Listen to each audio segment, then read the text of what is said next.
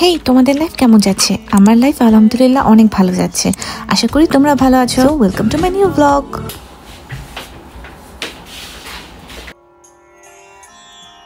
তো বাসায় আসার পর তাহসানের একটা গান অন করে দিলাম এবং গান শুনতে শুনতে কাজ করতে আমার খুবই ভালো লাগে। সো তোমরা কারা কারা গান শুনতে শুনতে কাজ করো তারা অবশ্যই কমেন্ট বক্সে জানাও। আজকে যেহেতু আমার ক্লিনিং ডে, সো সবকিছু আমাকে আজকে নিট অ্যান্ড ক্লিন পরিষ্কার করে রাখতে হবে, বিকজ কয়েকদিন পরপর যখন কিচেন তেলচিটের হয়ে যায় অথবা ময়লা পড়ে যায়, এটা আমার দেখতে খুবই বিরক্ত লাগে এবং প্রতিদিন এত বেশি বিজি থাকি যে রেগুলার এই কাজগুলো করা হয়। আর আমি আবার ঢঙের ঠেলায় কিচেনের মধ্যে লাইটস, ক্যান্ডেল, গাছপালা, আর্টিফিশিয়াল ট্রিজ অনেক কিছু রাখি। এই ঢঙের জ্বালায় আমাকে আরো বেশি কাজ করতে হয়, কারণ এগুলো কয়েকদিন পর পরে তেল লেগে মানে তেল চিটচিটে হয়ে যায়। এগুলো ক্লিন না করলে খুবই বাজে লাগে। যদি আমাদের প্রতিদিন রান্না করা হয় না, কিন্তু যখনই রান্না করি যদি দেখি কিচেনের অবস্থা খারাপ তাহলে ভালো লাগে না। সো আজকে মনে হয়েছে কিচেনটা খুব সুন্দর করে ক্লিন। সত্যি বলতে রান্না করার জায়গা সুন্দর থাকলে কাজ করতে বেশ ভালো লাগে। হ্যালো এভরিওয়ান, কিচেনটা আমি ক্লিন করার পরে এখন মোটামুটি সালাদ বানাবো। সো রাতের বেলা সালাদ খাওয়া স্বাস্থ্যের জন্য অনেক ভালো। কোনো কিছু তৈরি করতে খুব বেশি হ্যাসেল পছন্দ করি না। সো সালাদ যেহেতু খাবো, সর্বপ্রথম সালাদের মেইন ইনগ্রিডিয়েন্টস নিয়ে নিলাম, সেটা হচ্ছে টমেটো। টমেটোর উপরে জীবনের যত রাগ দুঃখ কষ্ট আছে সবকিছু ঝেড়ে একে কুচি কুচি করে দিলাম।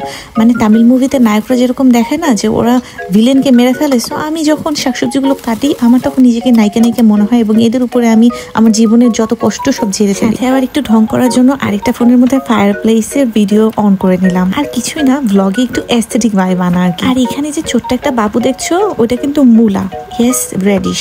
তো এটা হচ্ছে ব্রিটিশ মূলা। বাংলাদেশের মূলাগুলো যেমন অনেক বড় বড় হয়, এখানে বড় বড় টাইপের মূলা পাওয়া যায়, কিন্তু আমি এখন যেটা খাচ্ছি সেটা হচ্ছে সালাদে দেওয়ার মূলা। এই মূলাগুলো লিটারেলি আঙুরের সাইজের হয়, এত ছোট ছোট গোল গোল এবং দেখতে অনেক কিউট লাগে। খেতে খুব বেশি খারাপও লাগে না আবার ভালো লাগে না, মিক্সড ফিলিং। সালাদে আমার সব থেকে বেশি ভালো লাগে লেটুস।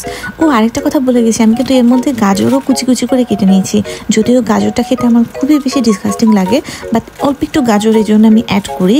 সালাদটা দেখতে একটু কালারফুল মনে হয় এবং তাতে গাজরটাও খাওয়া হয়। কথা বলতে বলতে কাটা হয়ে গেছে লেটুস পাতা। লেটুসটা আমার সব থেকে বেশি পছন্দের ইনগ্রেডিয়েন্টস, কারণ এটা দেখতেও ভালো লাগে এবং খেতেও খুব বেশি একটা খারাপ লাগে না।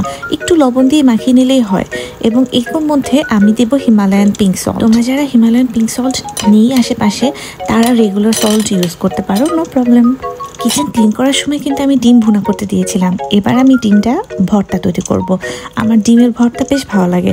ডিমের ভর্তা একটু বেশি করে কাঁচামরিচ আর পেঁয়াজ নিলে আরো বেশি ভালো। তোমরা যারা রান্না পারো না এবং মনে করো যে আমার মতন উল্টাপাল্টা কোনো কিছু একদম শর্টকাটে বানিয়ে খাওয়ার মতন একটা কিছু হয়ে যাবে, তারা রেগুলার এই ভর্তাটা খেতে পারো। এখানে হাই প্রোটিনও থাকে, মানে তোমাদের রান্না করার হ্যাসেলও নেই, আর ভর্তা করা। বিদেশের মাটিতে বসে বাংলাদেশকে এত মিস করি যে বাংলাদেশের পতাকার মতন লাল রঙের এবং সবুজ রঙের মিক্সড কালারের কাঁচামরিচ ব্যবহার করলাম। এরপরে ব্যবহার করলাম মন ভর্তি করে ব্ল্যাক পেপার।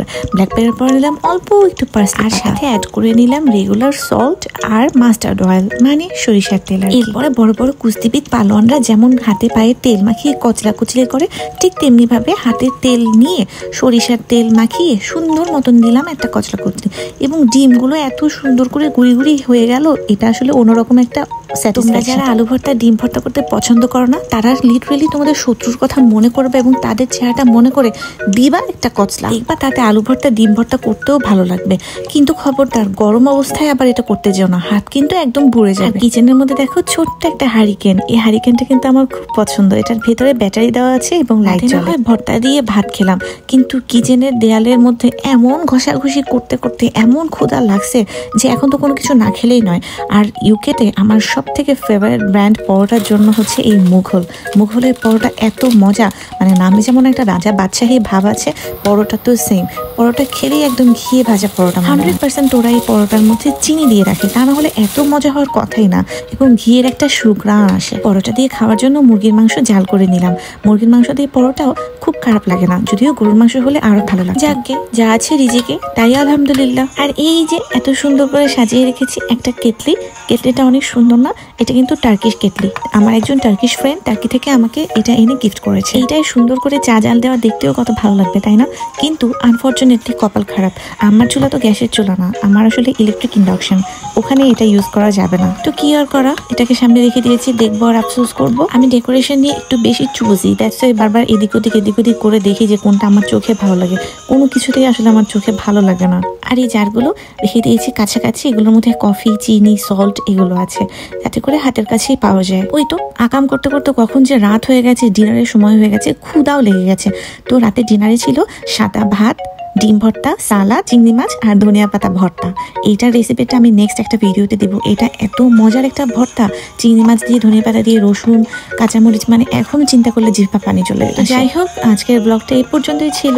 আশা করি সবার ভালো লেগেছে। ধন্যবাদ, থ্যাংক ইউ, বাই বাই।